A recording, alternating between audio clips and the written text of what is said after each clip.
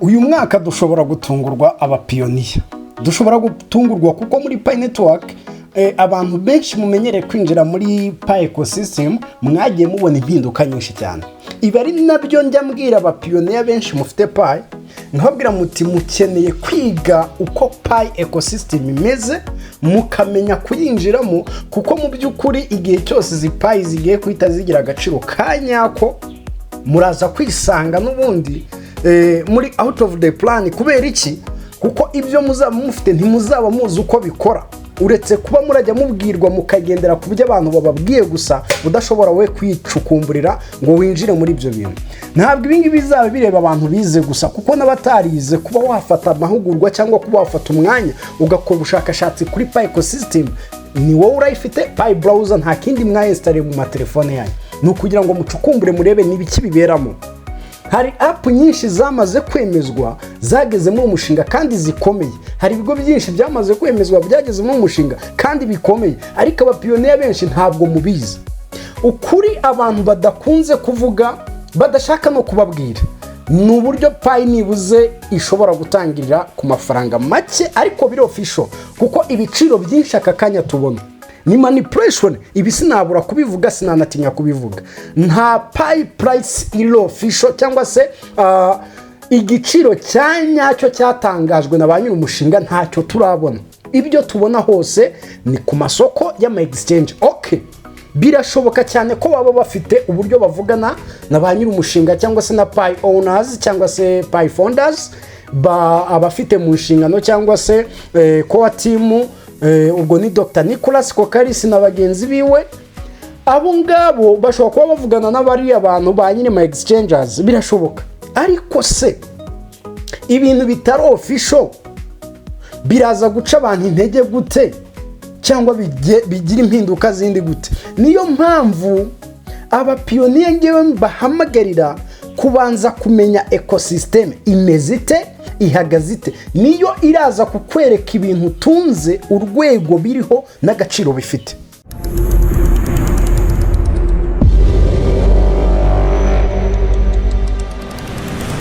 Ni kuri YABISO TV show, ni YABISO wanyu umwanya wa Sorosa Mukondo wa Semembo mwuzukuru wa Ndowa, umwe wavuze ko kuminuza k'umugore ari umugabo. Nagize amahirwe mvuka Evangeline yaraje mvana ivata mu kanwa, bityo mubibonye mukomeza kumva ibyo mvuga. Nkabikunda cyane, nkabishimira cyane, mbifuriza kugira Imana n'amafaranga ndetse n'ubuyobozi bwiza. Yoyo mumeze mute bapiyoniya, mumeze mute hirya no hino mu gihugu, hanze y'igihugu cy'u Rwanda, mu bihugu bitandukanye. Mambo VP, mumeze mute abakurikirana YABISO TV show muri hirya no hino, mumeze mute? Amakuru habaciyemo iminsi, abantu tubaduze sometime mu bintu bigiye bitandukanye. Rimwe na rimwe ntitubakubite update za buri munsi, ariko mba mpari, mba nkurikiranira hafi umushinga wanyu, ndeba ngo ni ibiki biremereye bihari nshobora kubabwira. So ntabwo ari uko rero muba mwabimisinze byinshi, kuko n'ubundi ikuru ku ikuru ry'umushinga wa Pi Network magomba kuza nkakuziturira nkabiguhereza. Rero ushobora kuba ufite ikibazo cy'amenyo, cyangwa ufite inshuti yawe irwara amenyo, amenyo ajegera, amenyo nyine ntakomeye, amenyo yaraboze, amenyo arasa nabi, amenyo yaramuzengereje. Ikibazo icyo ari cyo cyose cy'amenyo, turi kumwe na Nisi Dental Clinic, ni ivuriro ry'amenyo hano Ibatsinda imbere ya Equity Bank. Uri kuva kuri gare y'Abatsinda ni nk'umunota umwe n'igice cyangwa iminota ibiri uhita ubona Equity Bank iherereye, hari n'icyapa kibiranga. Ni Nisi Dental Clinic, baragufasha neza ibintu bikemuke. Mwikomeza kuyoba kandi mwibuke ko ubuzima ari cyo gishoro cya mbere tuba dufite. Iryinyo riraryana bolo, iryinyo riraryana. So uze rero abaganga bagufashe umererwe neza cyane. Bahaye ikaze muri iki kiganiro, ikiganiro ku ikoranabuhanga, cyane amafaranga akoranabuhanga akorera kuri blockchain. Ibi ngibi ntabwo turajya tubitindamo cyane. Ntabwo turi mu gihe cyo kwinginga abantu, nta nubwo turi mu gihe cyo gutanga kubwira abantu ngo ibi ngibi. Oya, abamaze kubimenya mwarabimenye, n'abandi bazajya bagenda bafatiraho, kandi nawe niba warabimenye ubimenye yaha uzabibwira mugenzi wawe nawe abyumve gake gake.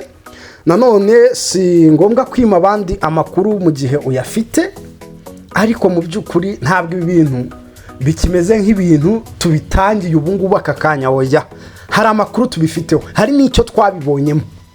Mwamaze kubona ko mpere mu mwaka wa 2025 mu kwezi kwa kabiri mwarabibonye ko Pi Network abari bayifite, abacurujeho, abazigurishije, mwarabibonye ko Pi Network ari ifaranga. Icyo turacyemeranwa. Rero iyo tuba tucyemeranwa ugomba guhita ukora like ku kiganiro ukayisharinga abantu bawe, kugira ngo ibintu dukomeze tunubaka umuryango mugari mw'abantu mwe. Abantu mutarakora subscribe mwa mufite namwe ikibazo simbizi, mwa mumeze nk'abavumbyi. So ubu ufite gukanda subscribe ukajya ukurikirana ibiganiro byacu, ariko mu by'ukuri uri n'uwacu. Mwe mwamaze kubikanda rero muri ab'ingenzi cyane. So rero ni ukuvuga ngo kugera ubu umushinga wacu wa Pi Network ntabwo ari umushinga twavuga ko utagize icyo byara. Niba nawe bikurikirana wowe utarayikuramo amafaranga, ariko ukaba ufite Pi zawe, menya ko nawe yabitse. Hari abazibitse, ariko uwo mwaka nari mvuze 2025 hari na benshi babibonye ko Pi ari ifaranga. Icyo ngicyo ntabwo twagitindaho. So nyuma yo kubona rero ko ari ifaranga, bivuze ngo nta mikino iri muri uyu mushinga. Ibyo byo murabizi. Nimvuga Pi aka kanya mfasha telefone yawe nkazikuramo, wabuze icyo ngwibye. Mbwiye wowe wamaze kuyibona ko ari ifaranga. Wowe utarabibona uri mu gihuha, uri kuvuga ati ibintu se bizabyara iki, amaherezo azaba yahe. Ndagira ngo wowe nkubwire ko nubwo utarabibona, ariko basura byumva, kandi kuba ubyumva nta kindi kintu uhomba. Unyumve neza, nta kindi kintu uri guhomba uretse umwanya wabihaye, ukanabyizera n'icyizere wabihaye. Ibyo bintu rero n'ubundi nk'uko ujya wizera ibindi bintu bitinjiza amafaranga, ntekereza ko tutabibara nk'igihombo. Ikindi, aka kanya bitanabyaye ifaranga, nibuze wamaze kugaininga cyangwa se wamaze kubona izindi skills kuri crypto, hari abantu ubu bataba bakikubesha bagusikama ku byerekeye na crypto. Amahirwe yandahari, ibi bintu byagiye bitangira abazungu aribo babyinjiramo cyane. Abazungu barabyumvaga bakabyinjiramo cyane. Hari na opportunity zagiye zibaho mu byerekeye na crypto before, cyangwa se ahahise abazungu bagiye izo opportunity aribo bazibyaza umusaruro cyane, kuko ikoranabuhanga bamwe bafite ryari riri avance, donc ryari rimaze gutera imbere ku rundi rwego. Mu gihe twe nko mu Rwanda, tuvuge nko mu Rwanda, abantu batangiye gutunga telefone ari benshi, cyane cyane n'ama smartphones, telefone nini ari benshi mu myaka mike cyane ishize. Umwaka w'ibihumbi 2005 murabize telefone abanyarwanda mwari mufite uko zari zimeze. Abari bafite telefone icyo gihe mwe muri kubyumva. Kugera ubu aya masaha murabona telefone umuntu uwo ari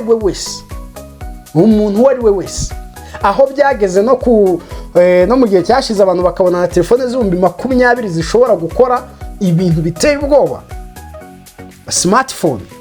So aka kanya rero ikoranabuhanga ryamaze gutera imbere. Hari ukuntu abanyarwanda cyangwa se na bamwe mu baturuka mu bihugu bya Afrika, hari ukuntu abanyarwanda bamaze gutera imbere mu byerekeye n'ikoranabuhanga, kugeza ubwo twatangiye kubibona ko hari ibyo twasigayemo inyuma.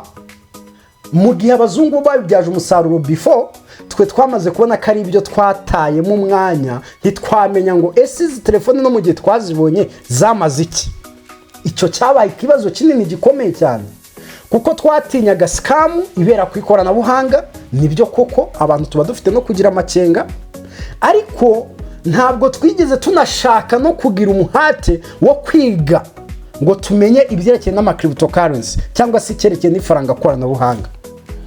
Aka kanya twatangiye kubishudukira, dutangira kubyinjiramo, ariko tubyinjirana mu inyota ikomeye cyane. Abapiyoniya mu nkurikire, abapiyoniya mwicare mu nkurikire.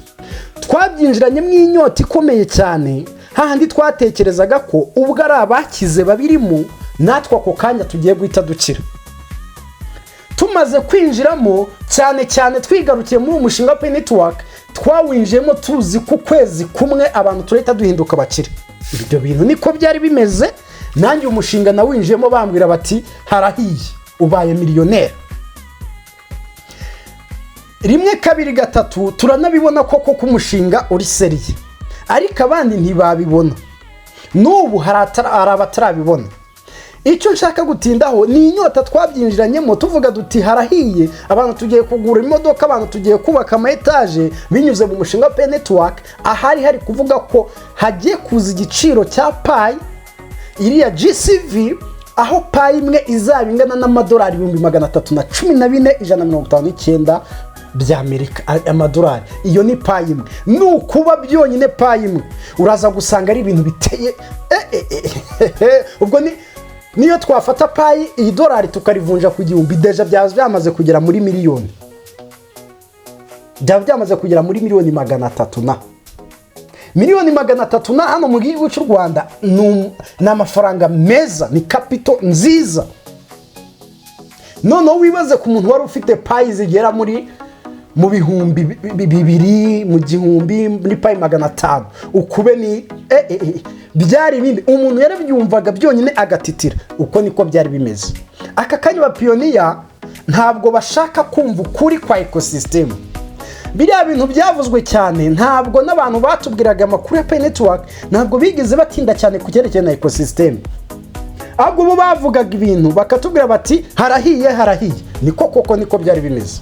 Nanjye ari inkuru nyinshi nagiye nkora harahiye, ariko icyo gihe kugera aka kanya nibuze ni byiza ko twamaze kumenya ko payi ecosystem ariyo price yayo izabishingiyeho. Payi ecosystem idahari nta giciro cya payi kizima tuzigera tubona. Bivuze ngo niyo mpamvu umupiyoniya wese aka kanya namuhamagarira gushaka ubumenyi kuri payi ecosystem. Munkurikire. Payi ecosystem aka kanya umuntu uzaba uyifiteho ubumenyi, uzi kwinjira akamenyana n'ariya ma application, akinjiramo akaba yabasha no gukora application yemera kwakira cyangwa se yemera gutanga service cyangwa ibindi bicuruzwa, akakira payi. Abo bantu barahiriwe cyane kurusha kuvuga ngo waramininze. Just mining ntabwo ari ibyo tukirimo. Mining ari kugira ubumenyi kuri payi ecosystem, ku mikoreshereze ya payi. Icyo nicyo ndi kubwira umupiyoniya wese ahaherereye.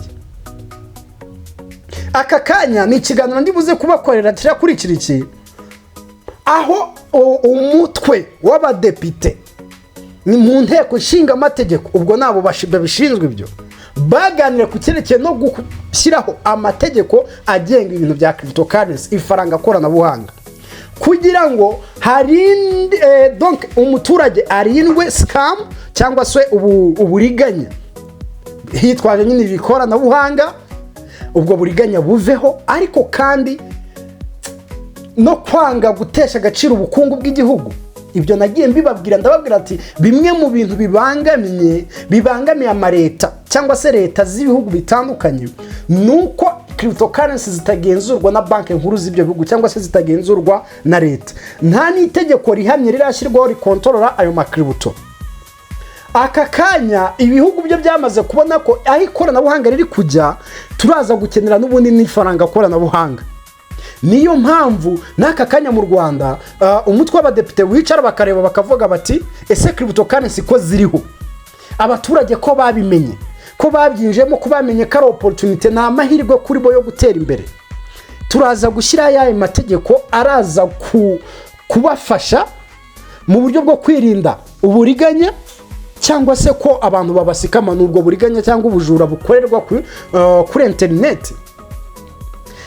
Ese noneho abo bantu binjije amafaranga avuye muri crypto, ayo mafaranga azagenzurwa gute cyangwa azakontororwa gute? Kuko circulation y'amafaranga mu gihugu abagomba kugenzurwa na banki nkuru y'icyo gihugu. Azagenzurwa gute ku buryo atazatesha agaciro ifaranga ry'igihugu risanzwe? Ibyo bintu bigomba gukorwa. Iki ni ikiganiro ndibuze kubakora nkababwira ibyo uwo mutwe w'abadepite bamaze gushyiraho. Bivuze ngo itegeko ryerekeye no kugenzura cyangwa se rigenga imikoreshereze ya cryptocurrency, ifaranga koranabuhanga, hari icyo ryavuzweho hano mu gihugu cy'u Rwanda. ibyo ntabura kuvuga ko ari n'amakuru meza ku bapiyoniya, mukamenya ko burya bya bintu murimo ntabwo ari bya bintu uzagenda wunamye ngo kuko ufite payi ngo wihishe. Oya, ntabwo ugomba kuzihisha kuko igihugu cyamaze kugutekerezaho. Aba bazungu rero bo ni abahanga cyane, bamenya ikoranabuhanga aho riri kwerekeza, twe tutaranamenya ngo bimeze gute. So kubera inyota rero abapiyoniya mwinjiyemo muri benshi, muvuga muti ejo tureta dukira bihita bigenda gute. Niko bimeze. Ejo ntabwo ari ukuvuga ngo niba none turi kuwa gatatu ngo nejo kuwa kane. Birashoboka ko ari ejo kuwa kane, cyangwa birashoboka ko ari muri 2030. N'ubundi aho tuhita ejo. Ntabwo rero mwayobye, uyu mushinga uri seriye. Uyu mushinga uri seriye. Ku bapiyoniya rero mukunda kugurisha amakoini yanyu, wakabanje ukiga ukamenya ngo ese izindi crypto zikomeye cyane nka Bitcoin na Ethereum zatangiye gute, zakuze gute. Wamara kubyiga nibwo uzamenya ngo ni ikihe gihe cyiza cyo kuba nagurisha crypto coin yanjye mfite. Numara kwiga uko Bitcoin ikora, ukamenya Ethereum uko ikora, uzahita umenya ngo ese payi mfite nazigurisha ryari, ni ryari nazigura. Icyo gihe uzabisobanukirwa. Niyo mpamvu nkubwira ngo mukeneye ubumenyi. So aka kanya hari ibintu mugomba rero kumenya. Open network cyangwa se Op.Mainnet, donc Op.Mainnet iri full iregereje. Bamwe bavuga ko ari muri mid y'uyu mwaka cyangwa se hagati muri uyu mwaka. Bivuze ngo uyu mwaka dushobora gutungurwa na mainnet iri full muri umushinga wa network. Dushobora gutungurwa nayo. Ecosystem iri gukomera, ama app menshi yemejwe arimo bimeze neza, biri full. Ahubwo ikibazo abapiyoniya koko nyine turaza kubimenya gute. Reka ahantu mvugire ko abantu mukurikiye iki kiganiro mufite ubumenyi kuri payi ecosystem muri umushinga wa network, mufiteho skills ziri hejuru ushobora gusangiza abapiyoniya. Ntabwo ari ukuvuga ngo tuzago dukora ibiganiro ngo okay, n'ibiganiro bishobora kubaho, ariko ndashaka dushireho uburyo runaka abapiyoniya bafite ubushake bashobora kuricinga muri some place, donc bashobora kugera aho hantu runaka bakaza bakigishwa ecosystem, mukamenya payi ecosystem. Niyo mpamvu nshaka abafite izo skills hano munyandikire, abari interested munyandikire, turebe uburyo twashyiraho, turebe ngo ese abapiyoniya tuzabafasha gute. Kuko byaba bibabaje twaravuze izi nkuru abapiyoniya bakabimenya, bakamenya ko umushinga umeze neza, ariko ejo bundi umushinga watangira gukora tukabona abantu bari kwibwa payi ku maherere. Kandi icyo gihe murabizi, mumpamagara muri benshi, ejo bundi umwaka wa 2025 mwaramamagaye ngo barazijyanye. Kubera iki? Umuntu akwinjije mu mushinga nta nakwigishije uko binjiramo, nta kwigisha nuko bahindura ikintu. Buri kintu cyose ukeneye ugiye kureba wa muntu. Ababi babigishije ni nabo bazi batwaye. Aka kanya account nyinshi zifite ibibazo. Abantu bahinduye ama passphrase kubera abantu babanje kubiba. Izo bamayininze before barazitakaje kandi baba bafite nyinshi. Niyo mpamvu nibura aka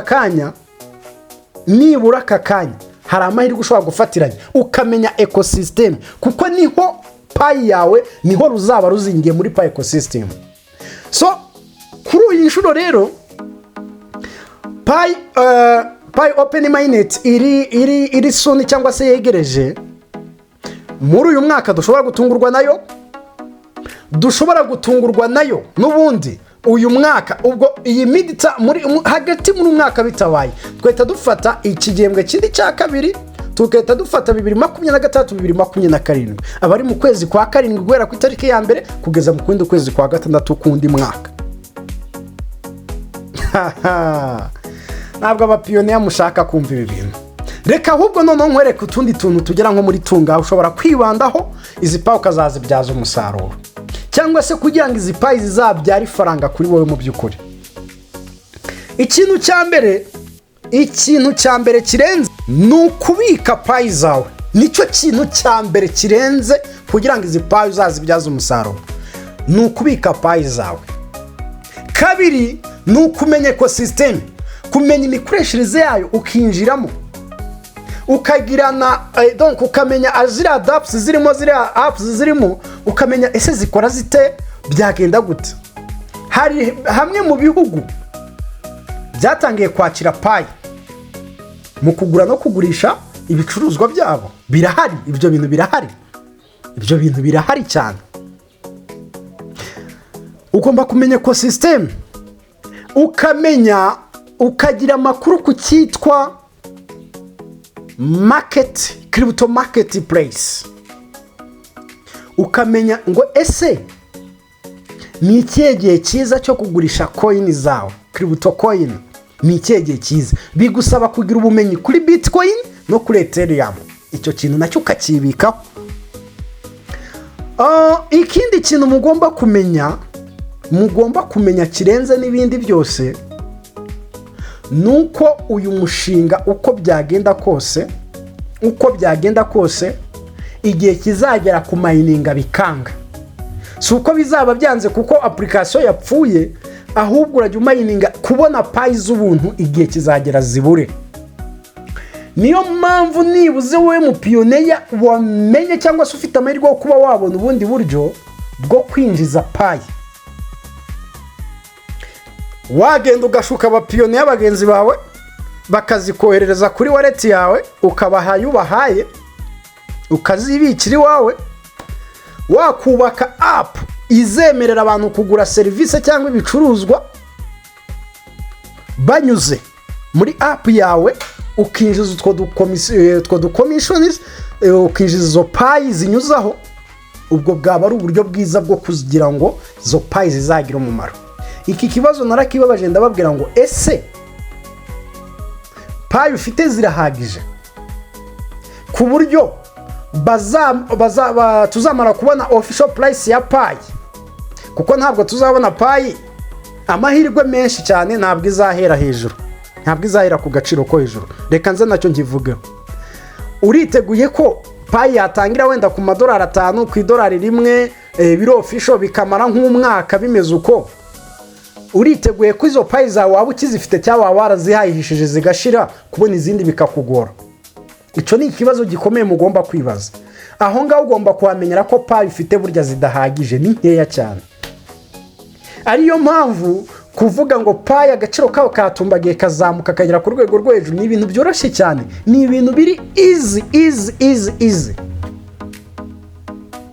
So benshi rero bavuga ko Pi Network, reka bari nacyo nsorezaho, benshi bavuga ko Pi Network iyi coin yabo Pi ishobora gutangirira ku madolari 10. Ariko ibyo bikubiye gake, bivuge nka YABISO. Official price ya Pi benshi bari kuvanga izahera ku madolari 10. Ariko ibyo kuri nge bikubiye gake. Ni ukuvuga ngo amahirwe ni make kuri ibyo bintu. Aha amahirwe ari henshi rero. Amahirwe menshi official price ya Pi iri ku idolari 1. Niho dushobora kubona iyo Op.Mainnet ifunguye tugeta tubona nibura Pi iri ku idolari 1 kugeza ku madolari nibuze 5. Nibura ku 10 birashoboka, ku madolari 10 birashoboka, ariko bikubiye gake. Nibuze igikubo kinini cyane ni ku idolari 1 kugera ku madolari 5. Aho niho bishoboka.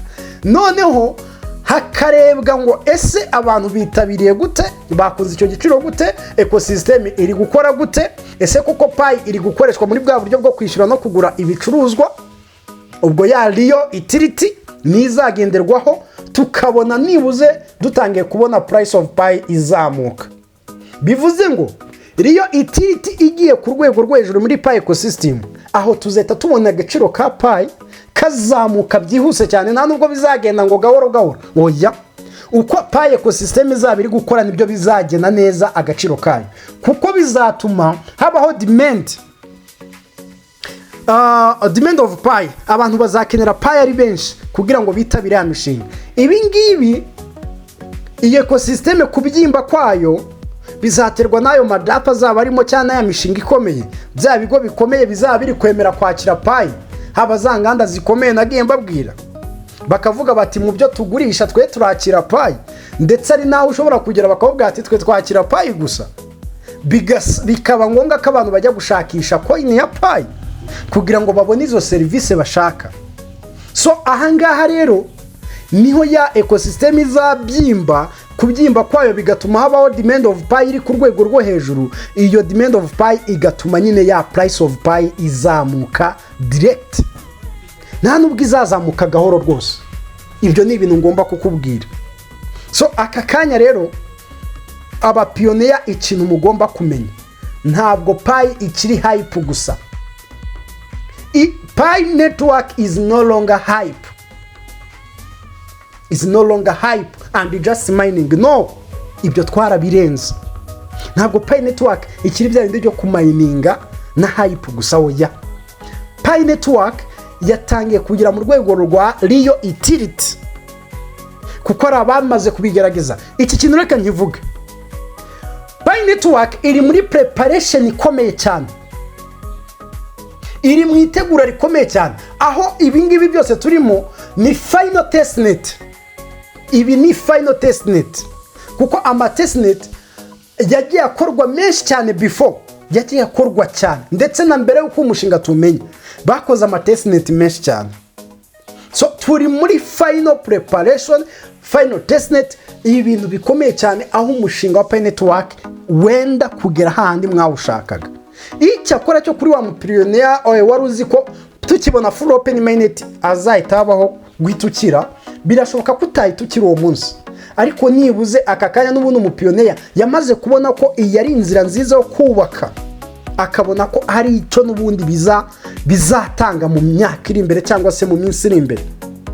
Niyo mpamvu rero nk'abapiyoniya icyo mbasaba ni ugukurikirana amakuru, ariko kandi amakuru yizewe y'umushinga, mukirinda abasikama. Kabiri, mukamenya neza ko uyu mushinga mufite kuwugiraho ubumenyi burenze ubwo mufite aka kanya. Ntabwo nshaka ko umupiyoniya ufite pi agomba kumenya gusa kumininga akaba ari byo bintu azi gukora kuri telefone ye. Nshaka ko mumenya pi browser, kuko abenshi mwigira muri pi apps, mwarangiza muri pi network mugiyeho kumininga. Shaka ko mumenya ngo pi browser ni iki, ikorite, ukira muri pi ecosystem, ukeexplore, ukamenya ngo ni ibiki birimo, mukagira skills mu gaining. Ibyo rero nibyo nshaka ko abapiyoniya mumenya. So ngana ku musozo rero, reka mbwire b'abapiyoniya baba pro mufite skills kubyerekeye na pi browser, pi ecosystem, ushobora kumenya kwinjiramo ibintu by'ikoranabuhanga, mushobora gufasha abandi bapiyoniya.